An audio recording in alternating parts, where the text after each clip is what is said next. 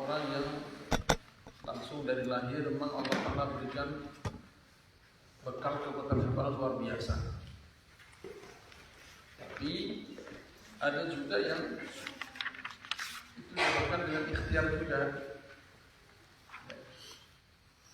Ada juga yang sudah hafal luar biasa diikhtiarin lagi juga. Seperti Imam Syafi'i, seperti Imam Hajar Asqalani, itu orang-orang yang memang sudah Allah kasih hadiah dari lahirnya hafalannya sangat kuat. Itu pun masih doa lagi supaya tambah kuat lagi hafalannya. Syafi'i, Ibnu Hajar Asqalani, sholat, amalan, sholat hajat, amalan. Ya Allah minta berikan kecerdasan seperti Imam Dahabi. Sudah sampai cerdasnya sampai Imam Dahabi. Amalan lagi, doa lagi, minta lagi kepada Allah. Pengen naik lagi, ya Allah cerdas, kasih lagi. Baru nulis kitab Fathul Bari, Syarah Al-Bukhari. Wa aqwa asbabil hifzi, asbab hafalan yang paling kuat al-jiddu wal muwadhabah, sungguh-sungguh wal muwadhabah dan continue terus-terusan. Kalau pengen lihat contoh paling mudah itu apoteker atau pelayan apotek, obat segitu banyaknya, orang bawa resep datang, oh ambillah. Kenapa? Tiap hari soalnya, tiap hari. Gak perlu dimutolak satu-satu dia paling dapat ini, gak perlu gitu. Muwadhabah, tiap hari itu yang dikerjakan, itu yang dibaca, itu yang didengar, itu yang dilihat. Akhirnya itu yang nempel. Itu kan begitu apotek. Kita lihat aja pusing. Masya Allah, segini banyak. Nah, yang kecil-kecil nyempil di mana gitu. Tahu kenapa? Karena muwadhabah tadi. Serius dan muwadhabah. Jadi dia letakkan tuh di otaknya udah dipasang. Saya nanti mau ambil lagi di sini. Gitu. Nah, kita kadang-kadang dengar ilmu itu hanya untuk dipahami sekilas, nggak dipasang ke alam bawah sadar. Ini akan saya amalkan. Ambil kasih contoh ya. Misalnya ada 3 orang, satu sakit asam lambung, yang satu darah rendah, yang satu darah tinggi. Misal ini. Lalu Abi menceritakan manfaat habatus sauda. Habatus sauda itu obat segala penyakit. Obat segala penyakit. Nanti pemakaiannya sesuai dengan penyakitnya dan cara yang tepat. Misalnya Abi terangkan begini. Maka orang yang punya penyakit ini habatus sauda harus diginikan, begini. Yang punya darah tinggi maka cara pakainya begini. Yang darah rendah begini. Yang asam lambung begini. Yang punya panu misalnya begini. Yang budukan begini. Terangin semuanya. Itu kira-kira yang merasa punya penyakit asam lambung tadi, dia akan ingat gak apa yang dia terangkan? Yang ingat yang mana? Yang asam lambung itu. Yang lain? Itu gak perlu apa. Yang dari itu begitu juga. Wah ini baru dapet ya, saya akan dipakai, didengerin aja. Yang dari rendah begitu juga. Wah ini yang saya cari. Ada pun keterangan lain tentang darah tinggi, tentang budukan, gak didengar. Ya didengar tapi gak diterangkan. Padahal dengar, tapi gak disimpan dalam memori. Sehingga tadi untuk palu itu dia apa? Saya tidak konsentrasi. Nggak tahu apa tadi. Ya gitu aja. Nah kita tatkala belajar itu tidak diniati, tidak disertai niat untuk amal ya begitu. Kita dibaca, hatam selesai. Ditanya aja 10 poin. Isi kitab itu apa aja? Apa ya? Bagus ya. Coba pancing satu aja, satu apa? Apa ya? Ya karena Dalam hati tidak ditanamkan niat untuk amal masalahnya. Tapi kalau dalam hati niat untuk amal, itu insya Allah nyangkut. Ditanamkan di memori dan mudah untuk dikeluarkan lagi. Memori itu kan ibaratnya seperti laci atau seperti lemari. Jadi ada yang nyimpan asal nyimpan aja supaya nggak berserakan. Ada yang nyimpan dengan niat ini saya akan saya ambil nanti. Cara nyimpannya pasti beda. Yang asal nyimpan tutup udah. Ditanya dari mana? Ada di sebelah mana? Tak cari dulu. Seperti itu tadi pernah dengar, ingatnya lupa apa ya? Iya sih lupa apa ya gitu. Beda dengan itu tadi. Ini yang saya cari nanti sore mau masak ini. Udah saya taruh pojok sini. Sehingga sore buka lemari tinggal ngambil. Nah itu begitu juga. Orang mendengarkan keterangan-keterangan dalam hatian niat akan praktekkan itu beda dengan mendengarkan keterangan asal sekedar tahu atau sekedar lewat. Beda jauh sekali. Satu contoh lagi ada misal ini. Misal madu Yaman. Kalau kita campur misalnya dengan sedikit hablus sauda, sedikit zaitun, kemudian dikasih misalnya dikasih kopi, lalu tepung beras, dibuat adonan begini. Kalau kita pakai di wajah 5 hari jalan terus glowing. Wow. Pada dengerin semua enggak ya? Masih tahu semua tuh. Bisa pulang lagi tadi atau aja. Wah, maksud pulang lagi cakep betul. Wah, biar glowing begini cantik. Oh, itu langsung hafal itu. Kenapa? Karena mau diamalkan. Karena mau diamalkan. Beda misalnya ambil terangkan. Jadi nanti kalau kita berjanji sampai di Arafah, misalnya begini. Ya, Arafah jauh. Belum tentu kapan. Itu dengarkan nyantai-nyantai aja. Makanya kita dalam adab ta'lim niatul amal wa tabligh, niat untuk mengamalkan dan menyampaikan. Itu tuh salah satu kunci supaya kita dengar nempel.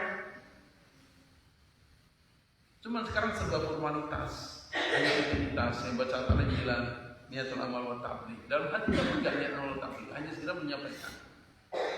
Sehingga ta'lim selesai ditutup, isinya pada lupa semua.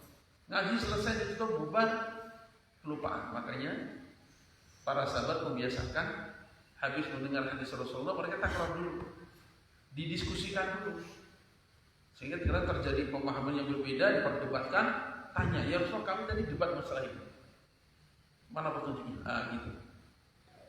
Karena kenapa para sahabat mendengar itu mau diamalkan gitu.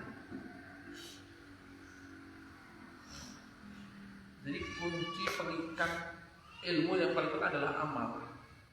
Adalah apa? Amal. Ada teman Abu ya, orang kaya memang. Sampai dia punya kebiasaan, kalau dia sholat, imamnya baca surat Al-Kautsar, pulang dia sembelih kambing. Kenapa? Karena ada Al-Kautsar begitu. Fasholli li rabbika wanhar. Udah, saya udah sholat ini, pulang harus nahar, nyembelih. Dan pulang nyembelih kambing, bagi-bagiin gitu. Sebetulnya Abi bukan imamnya gitu. Kalau Abi imamnya mungkin tiap hari baca Al-Kautsar itu, tiap hari makan kambing gitu. Ya, itu saya punya kebiasaan begitu. Asal imamnya baca Al-Kautsar, pulang beli kambing sembelih, bagi-bagi. Kenapa? Ini perintah Allah, barusan saya dengar waktu imam sholat sampai tadi.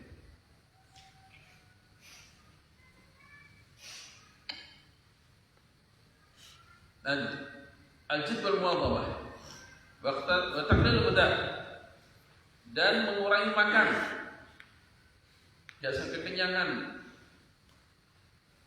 gelembung, perut gendut, santri nggak pantas gitu. Ya, dia baca di mana-mana, namanya masih nyantri itu, ya tirakat kalau Jawa itu.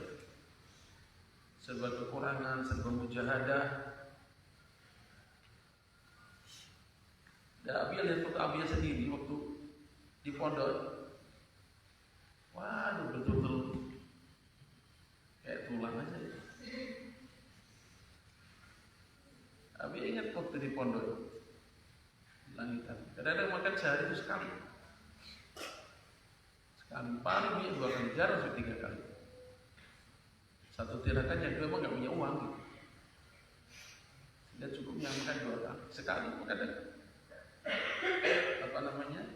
nasi, cabai, tempe, udah sih. Kan makanya nggak berjamaah masing-masing aja. Sesuai dengan kepercayaan masing-masing. Dengan keuangan masing-masing. Yang uangnya banyak ya, wah, ayam gitu. Wah, macam-macam warung banyak. Tapi ya pas-pasan. Nasi separuh, tempe 1, udah kadang-kadang gitu.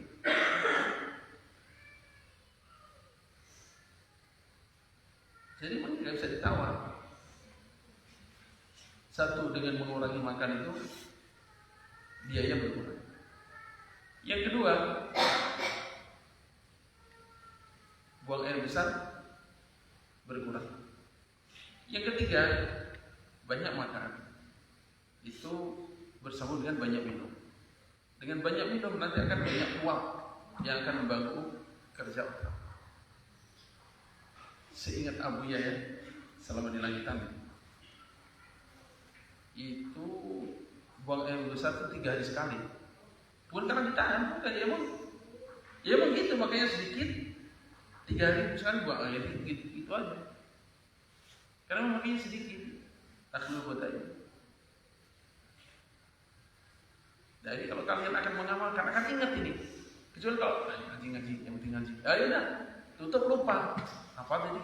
Asbab mengurangkan hafalan. Apa jadi bahas makan gitu, makan apa ya? Makan ayam kalau nggak salah. Waduh, salah lagi memahami. Salah lagi. Padahal dia menceritakan orang yang banyak makan ayam. Berhubung ini nggak ingat mengamalkan, yang diingat ayamnya itu ada disebut. Kan bab menguatkan suasana, menguatkan hafalan. Tadi itu ayam yang disebut, saya ingat benar itu ayam itu pokoknya. Disebut itu jalan bertangkah apa gitu. Nah, makanya mesti ngaji begini dalam hati udah niat akan saya praktekkan, nanti nempel. Kalau enggak ya enggak. Wassalatul lail, dan salat malam. Jadi berapa kali Abi ingatkan, ya. Salat malam itu jangan karena dibangunkan ustaz atau dibangunkan petugas. Belajar salat malam karena Allah. Semua sahabat, semua seorang soleh itu ahli salat malam.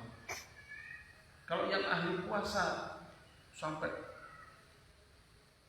terus-menerus puasa sampai gerakan luar biasa itu mah enggak semuanya. Tapi kalau salat malam itu semuanya. Sahabat salat malam semuanya, anbiya wajib. Anbiya wajib. Da'us sholihin, kebiasaan orang-orang soleh. Nah, kalau kita dimasukkan kelompok orang, pengen dimasukkan kelompok orang soleh, ikuti kebiasaan mereka apa salat malam. Paksa, walaupun hanya 2 rakaat itu paksa. Apa yang kita ikhtiarkan zaman sekarang masih nyantai ini, itu hasilnya nanti kita panen setelah selesai. Bisa nggak kira-kira maksain diri 2 rakaat tiap malam gitu? Bisa nggak? Bisa nggak kira-kira? Bisa ya? Insya Allah paksain. Kan jam belajarnya juga nggak sampai malam-malam banget. Dipaksakan itu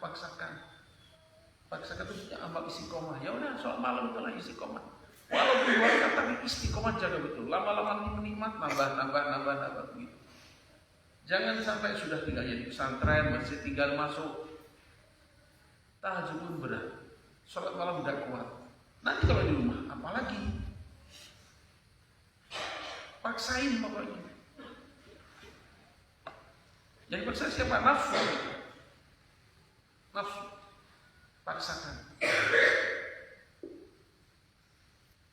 Wa qiraatul Quran min asbabil hifdzi, dan baca Quran itu termasuk asbab hafalan.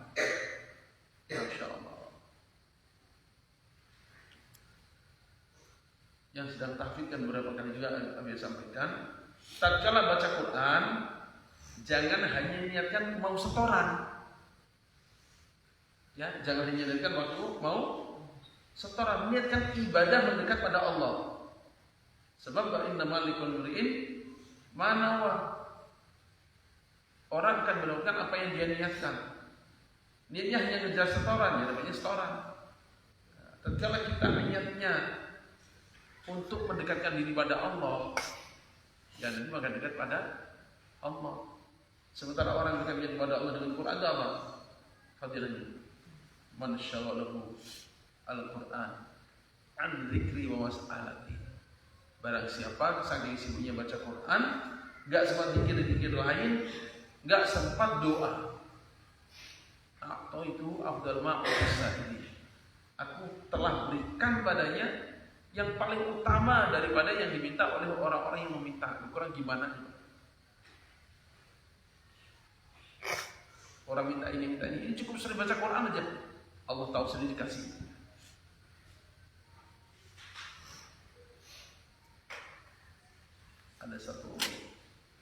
Makanya ada satu ijazah dari ulama yang pingin apa gitu, surat itu aja baca.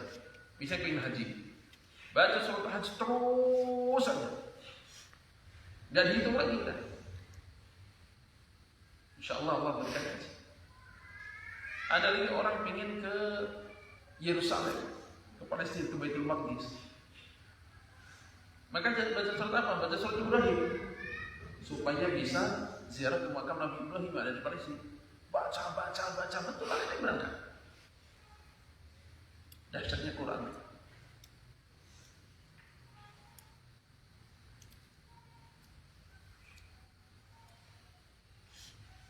Qila laysa syai'un azyada min hifdhi min qira'atil Quran nazar. Tidak ada suatu pun yang lebih menambah hafalan melebihi dari baca Quran dengan melihat. Rasul Al-Marhum Kiai Ibnu Mawardi rahmatullah alaihi yang jelasnya kita pakai di sini, la ilaha illallah itu, kemudian Rasul Aqtas itu. Beliau itu kan orang yang ahli mimpi ketemu Rasulullah, sangat ahli. Hampir semua orang yang datang pada beliau itu tanya apa amalannya, selalu begitu. Subhanallah, dia juga tidak paham gimana cara mengatur waktu. Beliau itu kan ngisi ceramah iya, ngajar iya. Itu di tengah kesibukan begitu, belum lagi nerima tamu, jamu tamu, itu beliau baca Quran khatam seminggu sekali. Khatam berapa? Itu beliau kalau dengan santri kira-kira sibuk siapa? Sibuk siapa? Beliau ngajar tuh kalau misalnya 15-16 pelajaran masih bisa baca Quran khatam seminggu sekali. Sehingga Allah Ta'ala berikan, Masya Allah, ya itu tadi di antaranya apa? Gampang ketemu Rasulullah Sallallahu Alaihi Wasallam. Dan namanya amalan-amalan ijabahnya itu luar biasa. Beliau cerita sendiri. Tatkala ada pesawat terbang jatuh, biasanya terbang jatuh itu hancur ya. Ya udah penumpangnya pun dah berkeping-keping. Maka perusahaan maskapai ini minta pada beliau untuk buat amalan supaya ketemu. Tahu amalannya? Hafal semua kita, hafal amalannya itu gampang banget. Tapi beda yang baca itu masalahnya. Apa amalannya? Baca surat Wadduha, surat Ad-Duha 41 kali, tidak segitu. Sampai 1 jam enggak? Enggak sampai 1 jam. Ad-Duha berapa? 41 kali beliau yang baca tapi yang dari baca Quran sampai seminggu sekali khatam ini. Baca 41 kali, kalau kemudian ketemu udah. Ketawa beliau, ya. Bacakan kalau 41 kali, alhamdulillah. Ketemu. Nah, akhirnya ngasih hadiah 30 juta. Lumayan kan? Nah, sampai ketawa-ketawa. Kan kalau kita yang baca Quran, tiba-tiba baca Al-Quran 41 kali, mungkin kata mereka, gini baru baca Quran. Kemarin kemana? Mungkin ditikin sama malaikat mungkin. Ya kalau mereka tiap hari baca Quran saya kayak gitu. Sehingga kalau baca dikit aja udah langsung Allah kabulkan. Soalnya nyambung. Ibaratnya saklarnya. Kalau nyambung dengan kabel dengan generator sumber daya listrik, hanya pencet doang pada nyala. Ini saklarnya gede, bagus saya nggak nyambung, pencet, lecet jadinya. Nah ini memang begitu juga, kita jangan dengar amalannya, amalannya ini. Nah kitanya sejauh mana kekuatannya. Dipahami ya? Jadi kuncinya apa tadi? Hah? Apa? Banyak baca Quran.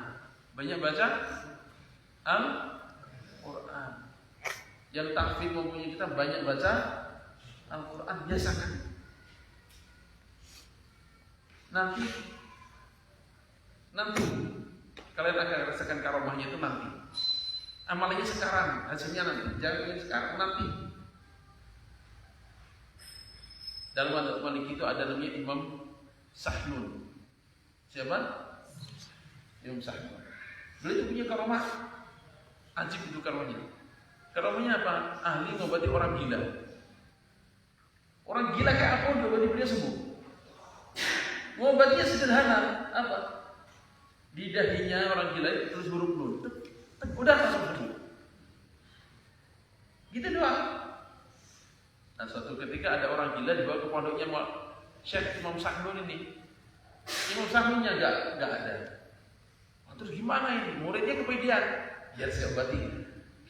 Tuh kamu tahu saya sering lihat tuh. Udah bawa sini. Wah, pede ambil tulis. Nun, wah makin parah. Bukan semua makin parah ya, sama nunnya beda yang nulis. Nah, nunnya tuh sama bentuknya, ya nulis beda. Nah, gitu. Makanya jangan ujuk-ujuk begitu. Baru siapa? Tadi kasih konsep yang paling mudah. Banyak baca Quran. Banyak baca apa? Quran. Udah gitu doang. Nanti bermacam-macam kemuliaan, kebaikan, kelebihan. Nanti kalian rasakan. Gak bisa diceritakan sekarang. Nanti merasakan sendiri. Gitu aja.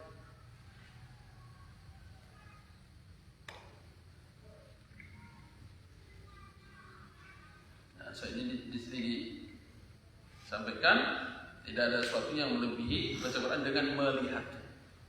Qiraatul Qur'an nadharan afdalu liqa'i alaihi salatu wassalam afdalu amal ummati qiraatul Qur'an nadharan.